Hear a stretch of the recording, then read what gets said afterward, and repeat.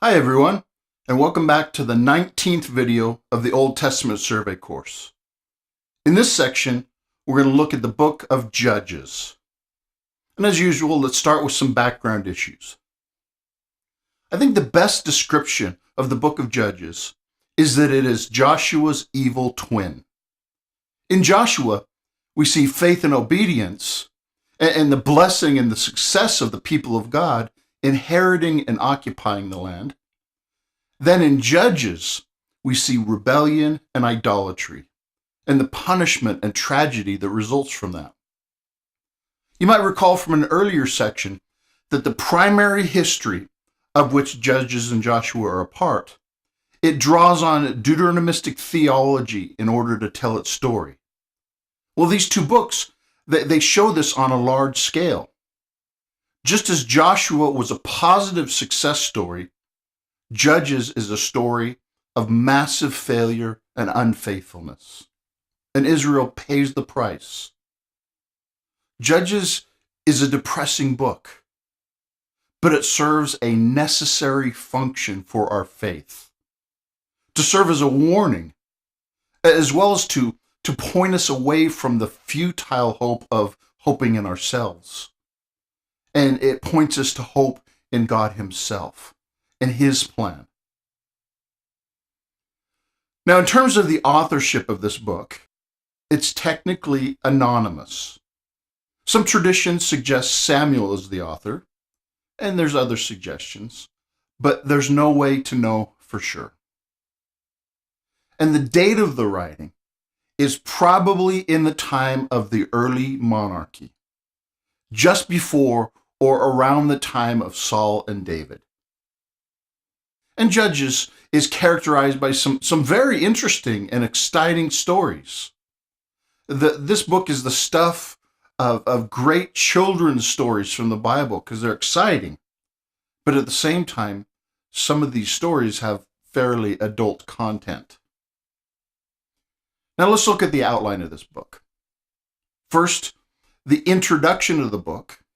And this section stresses that the conquest is incomplete and God's people fall into idolatry with the remaining nations. And then the main central section has the stories of 12 judges. And most of them are patterned around a cycle that is introduced in the first section. First, the nation sins by idolatry. And as a result, God sends a nation to oppress them. Then the people cry out to God for relief and help. And God raises up a deliverer who rescues them. So the oppressor is defeated, and the people have rest until the cycle starts again. And then the final section in Judges is not about an individual judge, but it tells stories that highlight Israel's apostasy and the need for a king. So now let's look at the content of this book, starting with some key verses. First is chapter 2, verses 1 through 3, which says, "The angel of the Lord went up from Gilgal to Bochim and said, I brought you up out of Egypt and led you into the land that I swore to give to your forefathers. I said, I will never break my covenant with you, and you shall not make a covenant with the people of this land, but you shall break down their altars. Yet you have disobeyed me. Why have you done this? Now therefore I tell you, I will not drive them out before you. They will be thorns in your sides, and their gods will be a snare to you." In this message from God to Israel, he rehearsed his goodness and his commands that he'd done in the past, and he accused them of disobedience. And he said as a punishment for that, the nations that they failed to conquer would turn and be their punishment. The next key verse, chapter 2, verses 10 through 19. which says, "After that whole generation had been gathered to their fathers, another generation grew up, who knew neither the Lord nor what he had done for Israel. When the Israelites did evil in the eyes of the Lord and served the Baals, they forsook the Lord, the God of their fathers, who had brought them out of Egypt.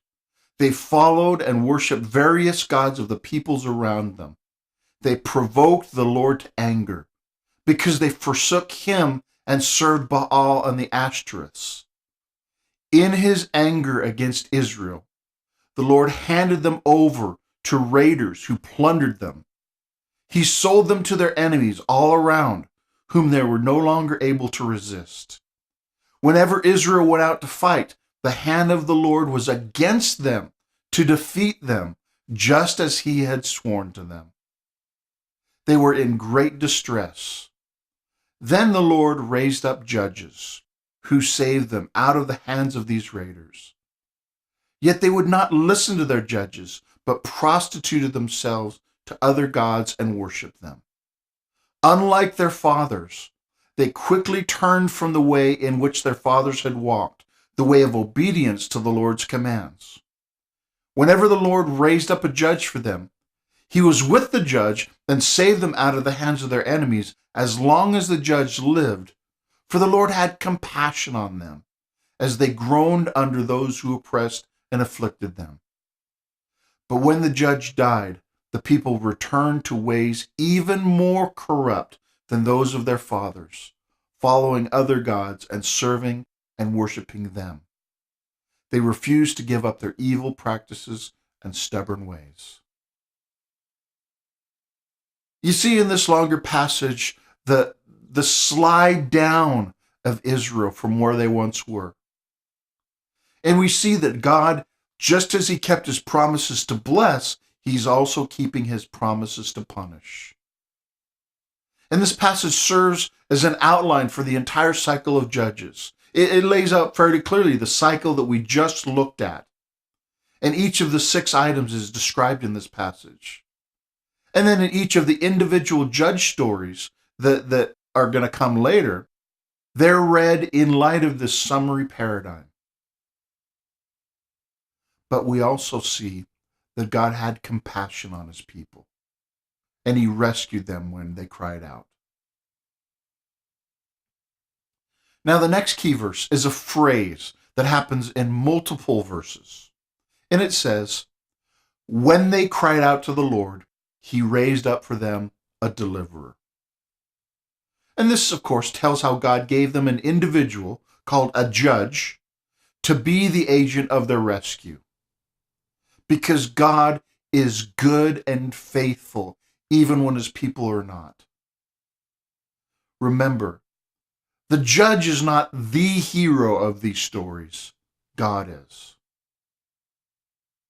Next is Judges chapter 6, verses 6 through 10. It says, "Midian so impoverished the Israelites that they cried out to the Lord for help. When the Israelites cried out to the Lord because of Midian, he sent them a prophet who said, 'This is what Yahweh, the God of Israel, says. I brought you up out of Egypt, out of the land of slavery. I snatched you from the power of Egypt and from the hand of all your oppressors. I drove them from before you and gave you their land. I said to you, I am Yahweh your God. Do not worship the gods of the Amorites in whose land you live. But you have not listened to me.'" Now, in this passage, Israel is going around that cycle again. They're crying out to God because they're oppressed. But this time, before he saves them, God stops the cycle long enough to give them an earful. He rebukes them for their unfaithfulness, especially in light of all that he had done for them. And he reminded them that he is Yahweh, their God. So when they're chasing after other gods, not only is that just stupid, it's an affront to his holiness and his greatness. Next is chapter 8, verses 22 and 23. It says, the Israelites said to Gideon, rule over us, you, your son, and your grandson, because you have saved us out of the hand of Midian. But Gideon told them, I will not rule over you, nor will my son rule over you. Yahweh will rule over you. Now, this passage is pointing forward to the concept of monarchy.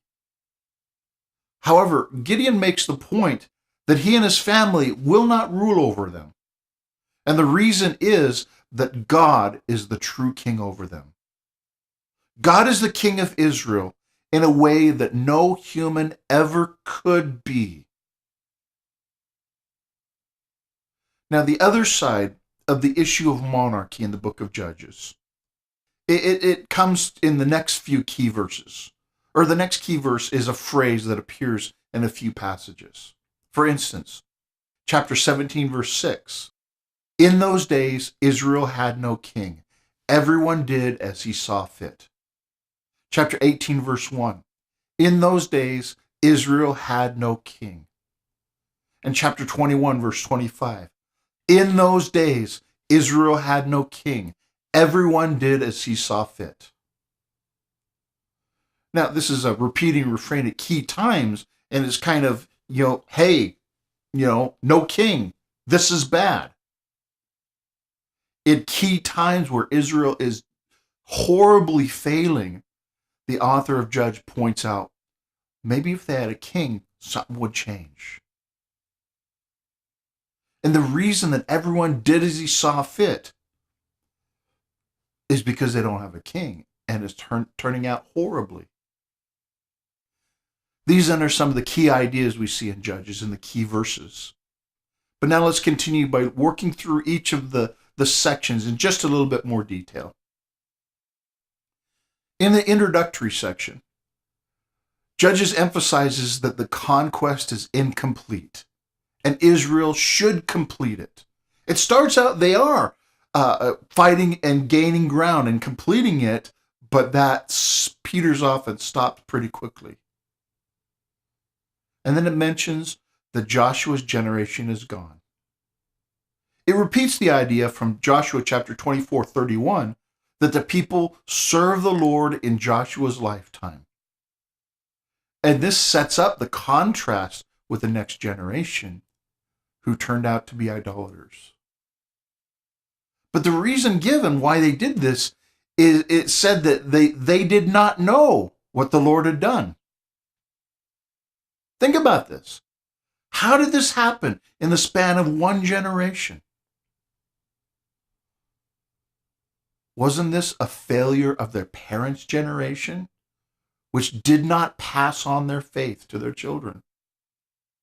And wasn't this also a failure of the Levites and their other leaders who did not teach them the way of the Lord like they were commanded?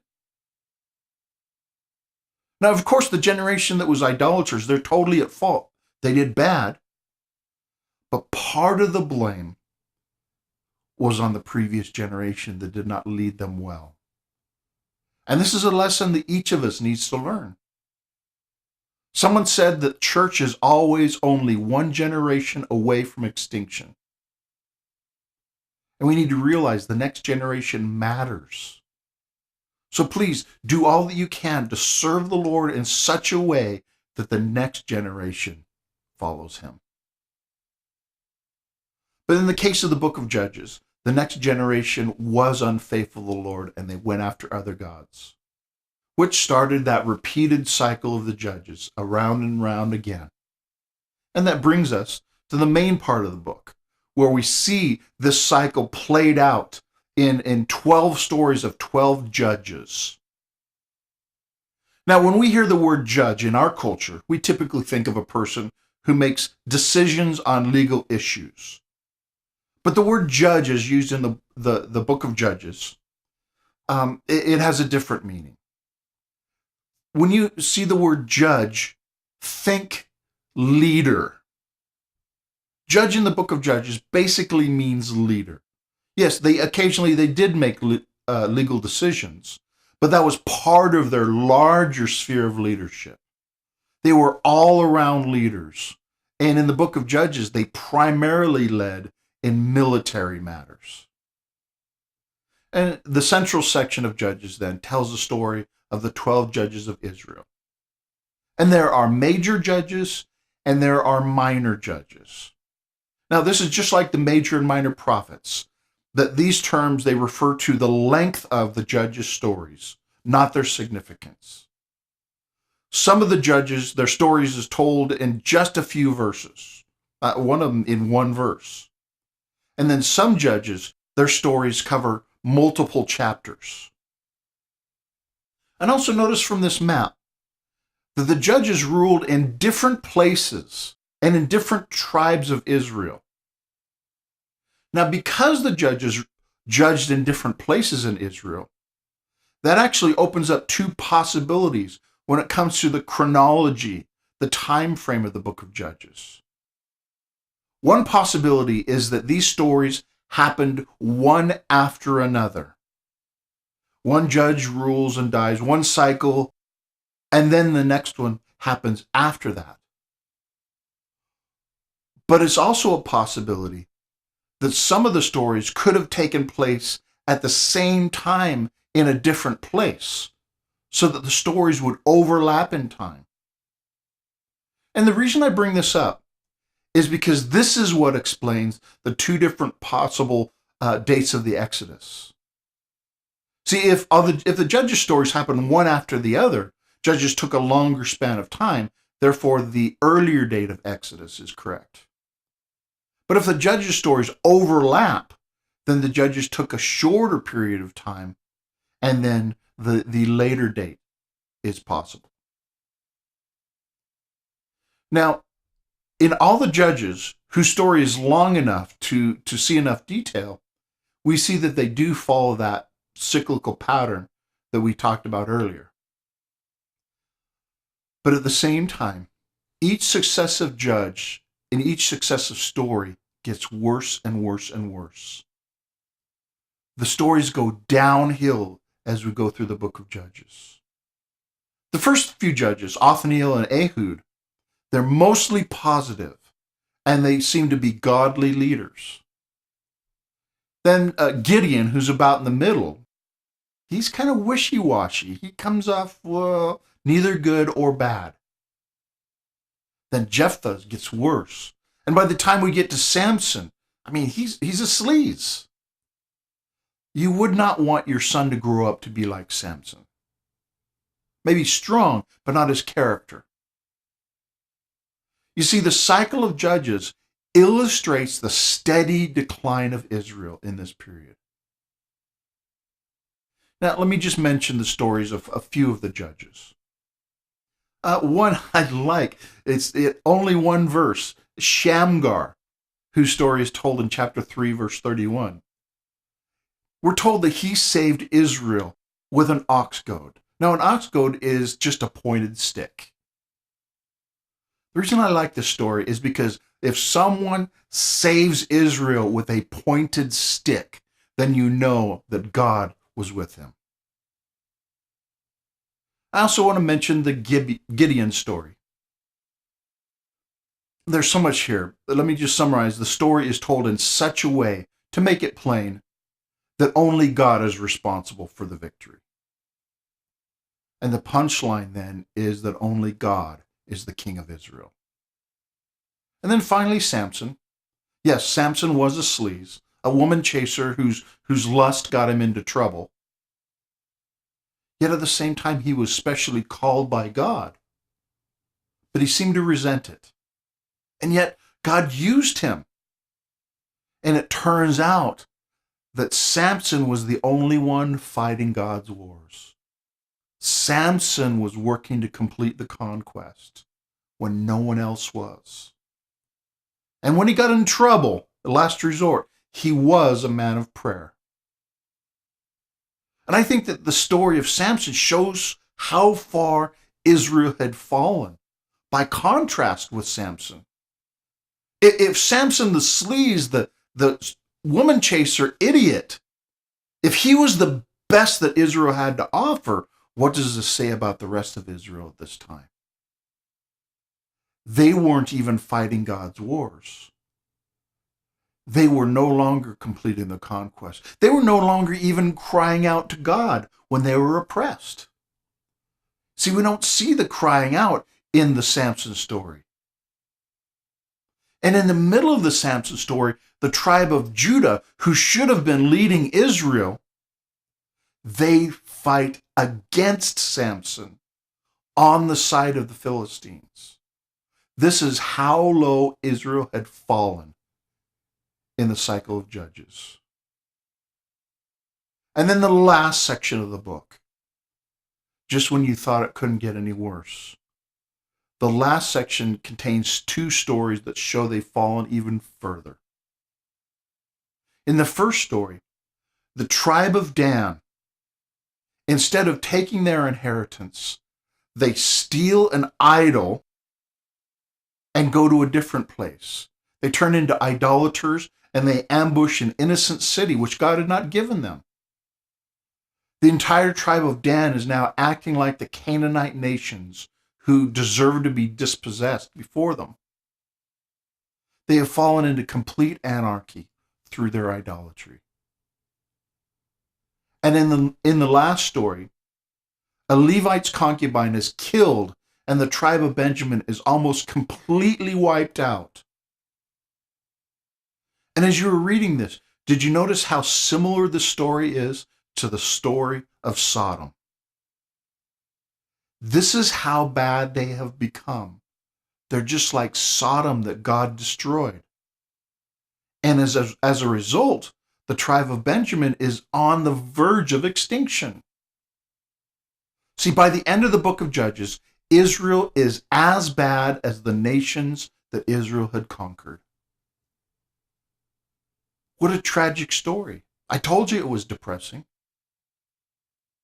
But do you get the point in the story? Something needs to change. They need a king.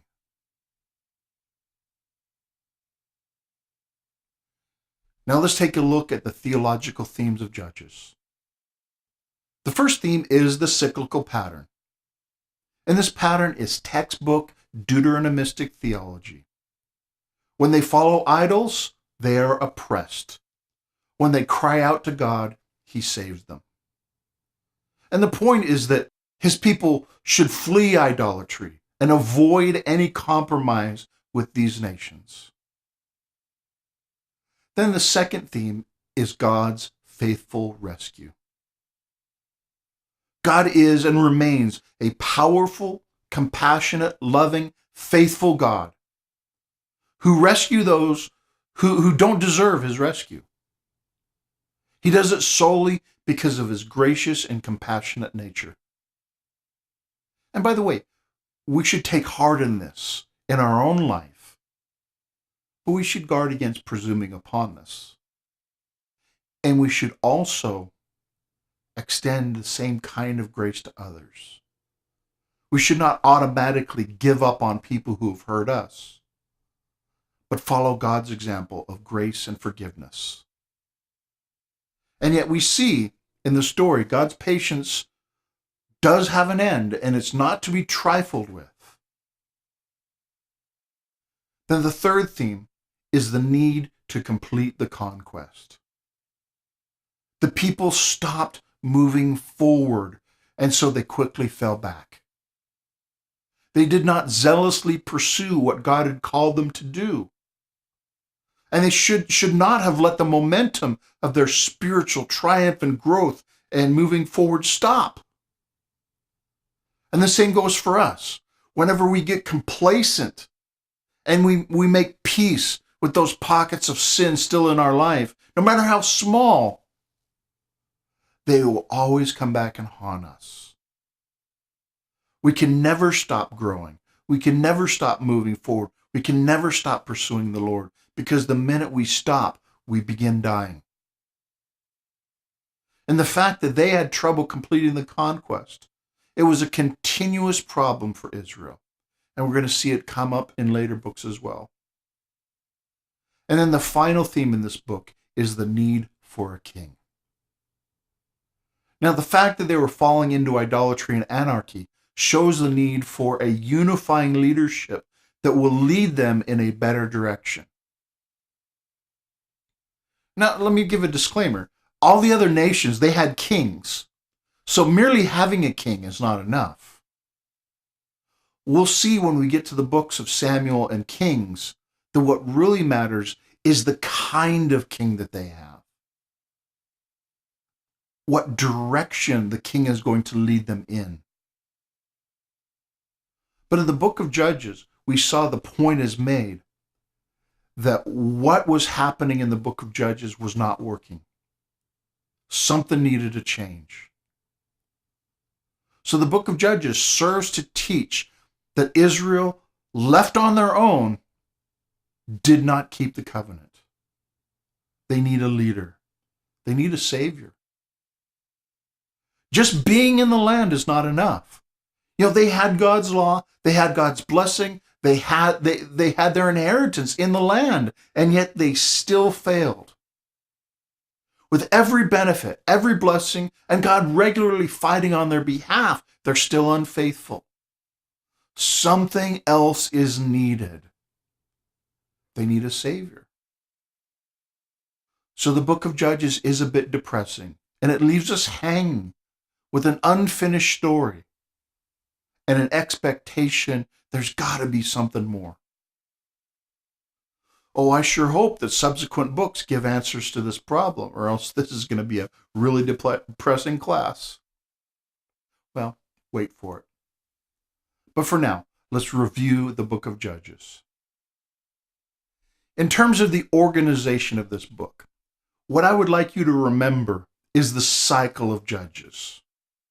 And for this review, I have simplified it down to just 4 items, which is sin, oppression, crying out, and rescue. And you can use the word soccer to help you remember the cycle of Judges, if that helps. And then the themes of the book of Judges. They are cyclical pattern, God's rescue, complete the conquest, and the need for a king. And you can use the word sugsun. Oh, sorry, they don't all work out. Well, that is the survey of the book of Judges. In the next section, we'll look at the book of Ruth. Thanks for watching.